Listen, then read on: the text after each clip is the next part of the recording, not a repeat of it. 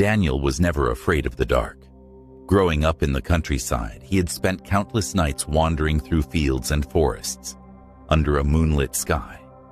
So, when he accepted the night shift security job at the old Baxter building, he didn't think twice. The pay was good, and the work seemed easy enough. Walk the halls, check the cameras, lock the doors. It was a straightforward routine. The Baxter building was an imposing structure, an architectural relic from the early 20th century. During the day, it bustled with office workers and visitors, but by night, it transformed into a labyrinth of shadows and silence. Daniel's shifts usually began at 10 p.m., and he would make his rounds, ensuring everything was in order.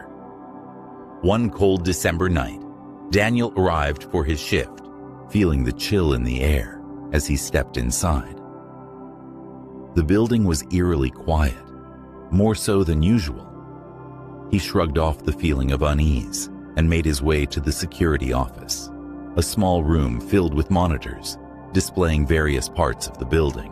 As the clock struck midnight, Daniel began his rounds. He walked through the dimly lit corridors, his footsteps echoing in the emptiness. The fluorescent lights flickered occasionally, casting unsettling shadows on the walls.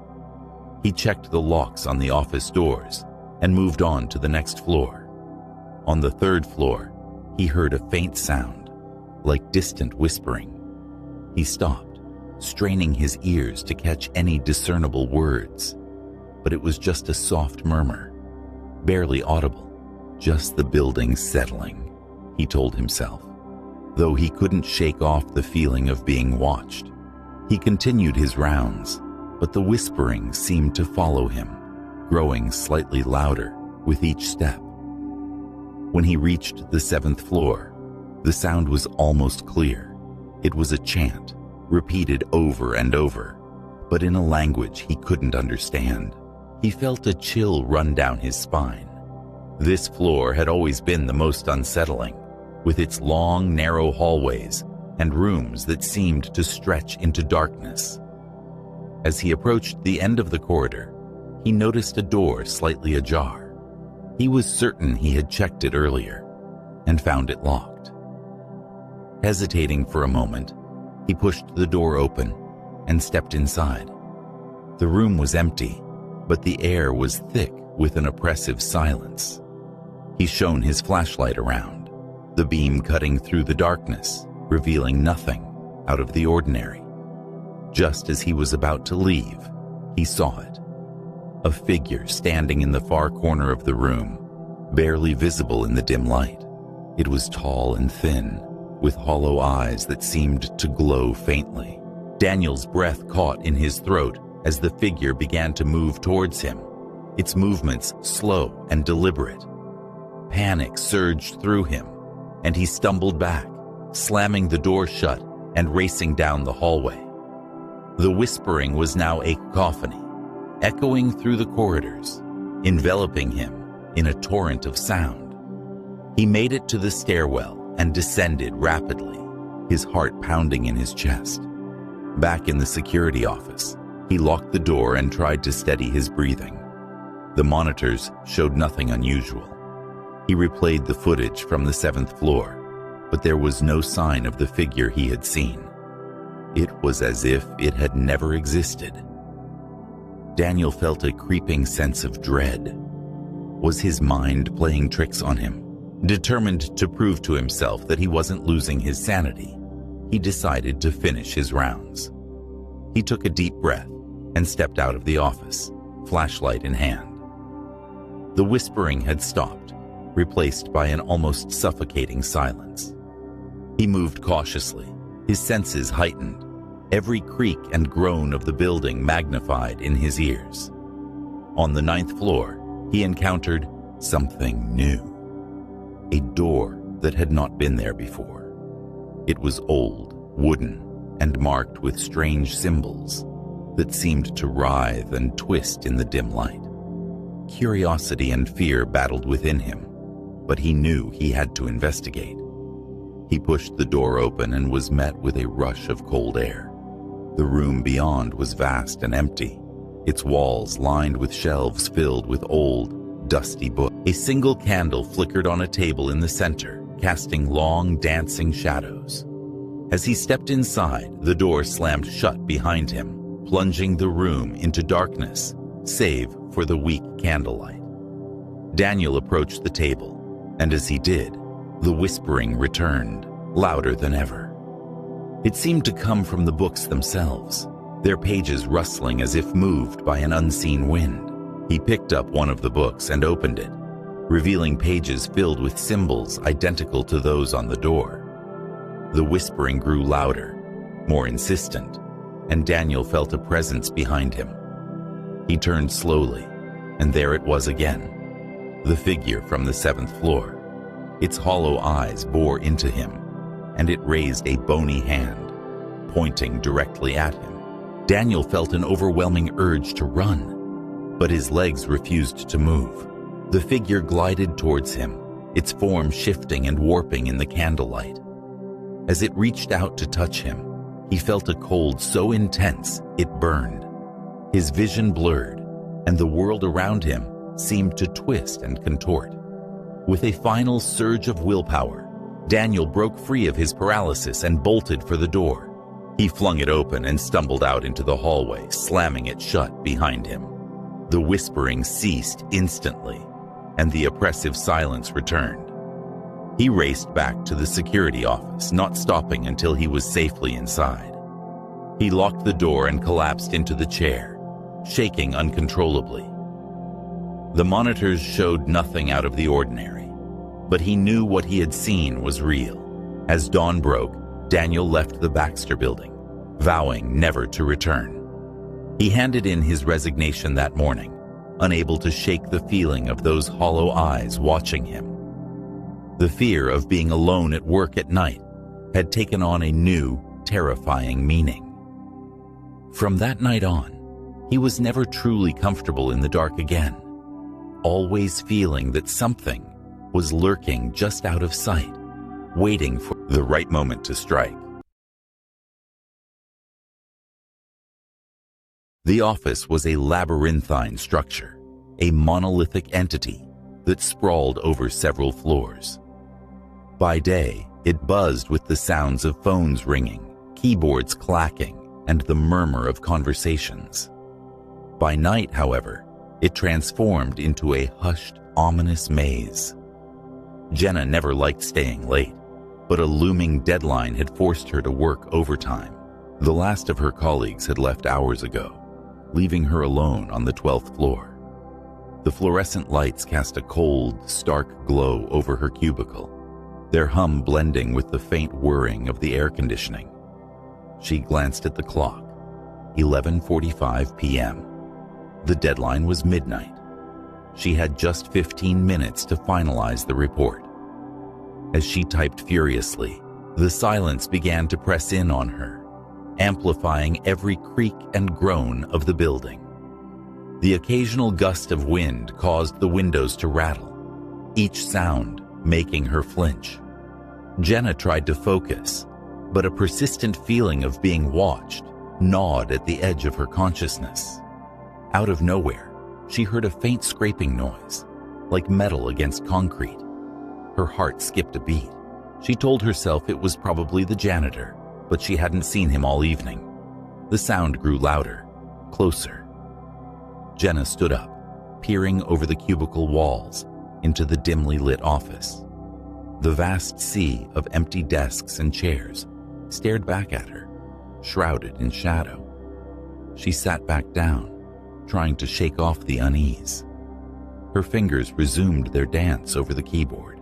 Then, a loud thud echoed through the floor, followed by a dragging sound. Jenna's blood ran cold. She reached for her phone, but it was dead. The charger was at home. Determined to finish the report and leave, she tried to ignore the sounds, but they persisted, now accompanied by a low, almost imperceptible whisper. Jenna strained to catch the words, but they were unintelligible, like a language she couldn't understand. The whispering grew louder, more insistent. Jenna's resolve broke. She grabbed her bag and headed for the elevator. As she walked down the long corridor, the lights began to flicker. The air grew colder, and the whispers followed her, growing in intensity. She quickened her pace, her breath coming in short gasps. The elevator doors finally slid open with a ding. She stepped inside, jabbing the ground floor button repeatedly. The doors closed, and the elevator began its descent. Jenna leaned against the wall, trying to calm her racing heart. Suddenly, the elevator shuddered to a stop. The lights went out, plunging her into darkness. Panic surged through her. She fumbled for the emergency button, pressing it with trembling hands. Nothing happened. She was trapped. In the suffocating darkness, the whispers returned, louder than ever.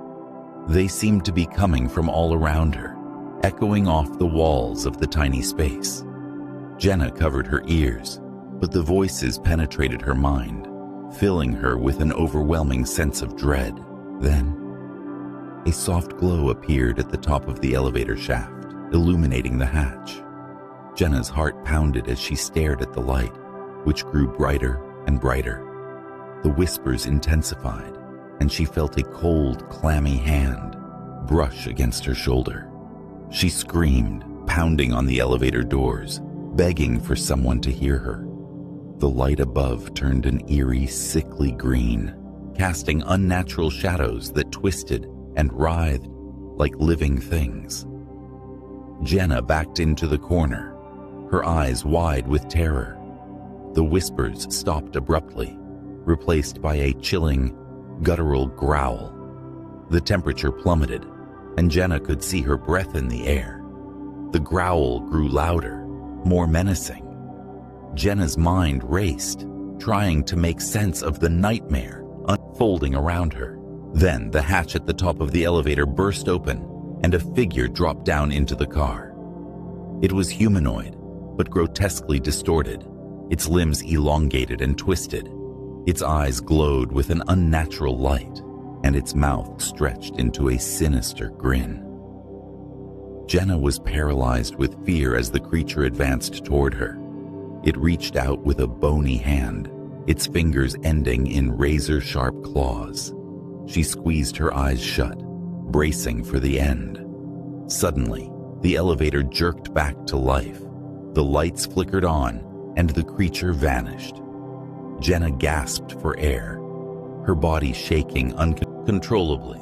The elevator doors slid open, and she stumbled out into the lobby, tears streaming down her face. She fled the building, not stopping until she was safely inside her car. She locked the doors and sat there, trying to process what had just happened. Her rational mind told her it was just her imagination, a product of stress and exhaustion. But deep down, she knew that something malevolent lurked in that building, something that thrived on the fear of those who found themselves alone in its shadowy corridors. Jenna never worked late again. She made sure to leave before the sun set, always accompanied by the lingering fear of what she had encountered that night. The office was a place of productivity by day, but by night, it was a realm of terror, where whispers in the dark and ghostly apparitions were all too real. Dr. Samantha Harper had always been a rational woman. As a resident doctor at St. Margaret's Hospital, she often found herself working late into the night, a necessity in her demanding profession. Despite her medical expertise and scientific mindset, she couldn't shake the feeling of dread that settled in every time she found herself alone in the hospital after dark. It was a chilly October night, the kind where the wind seemed to whisper secrets and shadows seemed to stretch and dance along the walls. Samantha had drawn the short straw and was on the night shift, covering for a colleague who had fallen ill. As the clock struck midnight, she found herself walking down the deserted hallways, her footsteps echoing ominously in the silence. The hospital was an old building, and its age showed in the creaking floors and flickering lights. Samantha's rational mind knew there was a logical explanation for every sound and shadow, but her nerves were on edge. She tried to focus on her work, but the unsettling atmosphere made it difficult to concentrate. Around 2 a.m., Samantha was reviewing patient charts in the dimly lit staff room when she heard a faint noise. It was a soft, rhythmic tapping, like someone lightly drumming their fingers on a surface. She paused, straining to hear. The tapping continued, growing slightly louder, and seemed to be coming from the end of the hallway. Her heart quickened as she stood up and cautiously made her way towards the sound. The hallway was dim, lit only by the occasional flickering fluorescent light. As Samantha approached the source of the noise, she realized it was coming from one of the storage rooms. She reached out to open the door, her hand trembling slightly. Inside, the room was empty, save for rows of shelves filled with medical supplies. The tapping had stopped. "Must be my imagination," she muttered to herself, though the explanation felt weak even to her own ears. She closed the door and turned to leave, but as she did, she heard a faint whisper. It was so soft she couldn't make out the words, but it sent a chill down her spine. She spun around, but there was no one there. Samantha hurried back to the staff room, her mind racing. She tried to rationalize what she had experienced, but her fear was growing harder to dismiss. She decided to distract herself by checking on the patients. Making her rounds usually calmed her, reminding her of the real, tangible world of medicine. As she walked through the wards, she noticed something strange. One of the patients, Mr. Dawson, an elderly man recovering from surgery, was sitting up in bed, staring at the door with wide, fearful eyes. "Mr. Dawson, are you all right?" she asked, approaching his bed. He looked at her, his eyes filled with terror. "There's something here, doctor. Something in the shadows. I've seen it." Samantha's blood ran cold. She forced a reassuring smile. "You're safe here, Mr. Dawson. It's just the medication causing hallucinations." He shook his head vehemently. "No, doctor. It's real. It's watching us." Samantha didn't know how to respond. She checked his vitals, which were normal, and made a note to discuss it with his attending physician in the morning. But as she left his room, she couldn't shake the feeling of being watched. She continued her rounds, and as she entered the pediatric ward, she found a young girl, Lily, awake and crying softly. Samantha sat down beside her, trying to comfort her. "What's wrong, sweetheart?" she asked gently. Lily looked up at her, tears streaming down her face. "The man in the shadows. He's in my room." Samantha's heart skipped a beat. "There's no man here, Lily. You're safe." Lily shook her head, pointing to the corner of the room. Samantha turned to look, but saw nothing but darkness. Still, the fear in the girl's eyes was palpable. "Try to get some sleep, Lily. I'll be right outside if you need me," Samantha said, though her own reassurance felt hollow. She left the ward, her mind racing. Was it possible that multiple patients were experiencing the same hallucination? Or was something more sinister at play? Samantha's logical mind fought to find a rational explanation, but her fear was becoming overwhelming. As she made her way back to the staff room, she heard the tapping again. This time, it was louder, more insistent.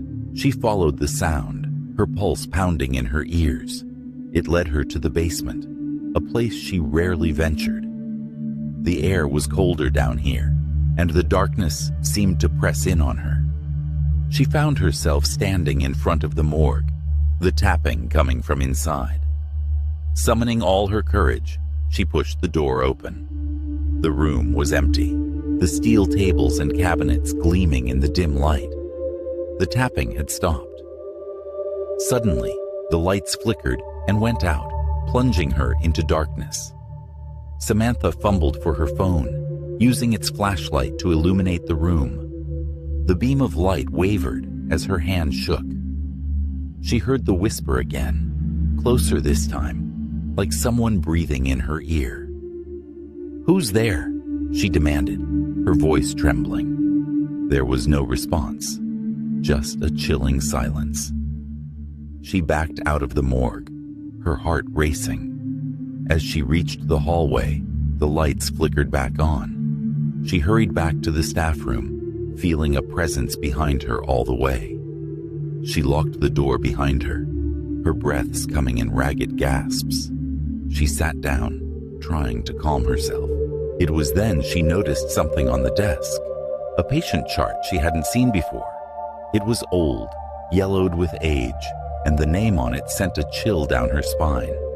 Dr. Robert Langley. Langley had been a doctor at St. Margaret's years ago, before he disappeared under mysterious circumstances. Rumor had it that he had gone mad, claiming to see things in the shadows. His disappearance had never been solved, and his name had become part of the hospital's eerie lore. As Samantha stared at the chart, she felt a cold breeze brush against her neck. She turned slowly, her flashlight beam cutting through the darkness. There, in the corner of the room, stood a figure. It was a man, his face shrouded in shadow, his eyes gleaming with an unnatural light. "Dr. Langley?" she whispered, her voice barely audible. The figure stepped forward, and Samantha felt a wave of terror wash over her. She stumbled back, her flashlight slipping from her hand. The room was plunged into darkness again, and she felt the presence closing in on her. "Why are you here?" she managed to choke out. A cold, hollow voice answered. "I was waiting for you." Samantha's scream echoed through the empty hallways of St. Margaret's Hospital, mingling with the whispers of the shadows that haunted the night.